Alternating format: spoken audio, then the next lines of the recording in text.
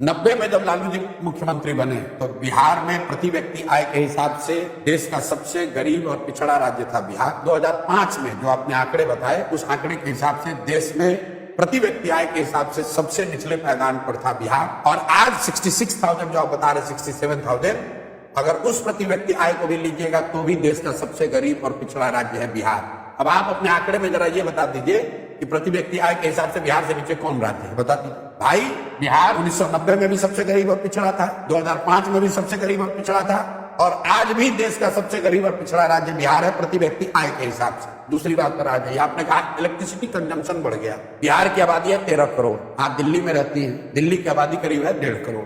1.5 करोड़ दिल्ली के लोग बिहार से करीब करीब 1.5 गुना बिजली कंज्यूम करते हैं। तो ये कहेगा इंडस्ट्री में खपत होती है, ये खपत प्राइवेट कंजम्पशन है, ये बिजनेस फैक्ट्रियों का कंजम्पशन नहीं, क्योंकि एनसीआर रीजन में फैक्ट्री नहीं लग सकती है। तो दिल्ली का जो कंजम्पशन है पर कैपिटा, दिल्ली में प्रति व्यक्ति आए 2 लाख 2.5 लाख, बिहार में 60,000। तभी तो दिल्ली के लोग बैठ के बिहारियों को गाली दे रहे हैं।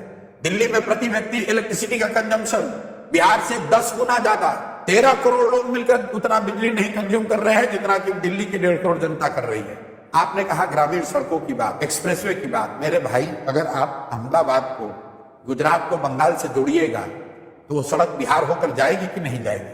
आप कोई बिहार पे एहसान कर रहे हैं? ये बिहार के लिए कोई एक्सप्रेसवे नहीं बना है। एक्सप्रेसवे ईस्ट वेस्ट कॉरिडोर बना, तो वो ईस्ट वेस्ट कॉरिडोर जो बिहार के जिन हिस्सों से पास हुआ वहां नेशनल हाईवे सुधरा। जब गोल्डन क्वाड्रेंटल बना, बिहार में NH2 था जो जीटी रोड जिसको कहते हैं, उसका चौड़ीकरण हुआ, उसको बिहार को लाभ मिला। अभी पूर्वांचल एक्सप्रेस को यहाँ से लोग कनेक्ट कर रहे हैं, उसका लाभ मिल रहा है। ऐसा नहीं है कि ये बिहार स्पेसिफिक घटना क्या है? बाढ़। क्या बाढ़? सुनिए, क्या बाढ़ की समस्या बिहार की सुधरी? 1990 में भी 50% बिहार बाढ़ से प्रभावित था, 2005 में भी था, और आज भी 1/3 बिहार की जमीन में आज भी सिंगल क्रॉप लैंड है, क्योंकि यहाँ पानी एक बार लग जाता है वो पानी निकलता नहीं है। उसमें 1 इंच की कमी नहीं आई है, 1 धूर जमीन कम नहीं हुआ। यहाँ पर बिहार एकमात्र ऐसा राज्य है जहाँ पिछले 11 साल में एश्योर्ड इरिगेशन की जमीन पिछले 10 साल में 11% से कम हो गई है। ध्यान रखिए, सिंचाई की सुविधा बिहार में कम हो गई। पहले अगर 100 बीघे में नहर से या ट्यूबवेल से सिंचाई की सुविधा थी, वो अब 88 घट के 88 रह गया।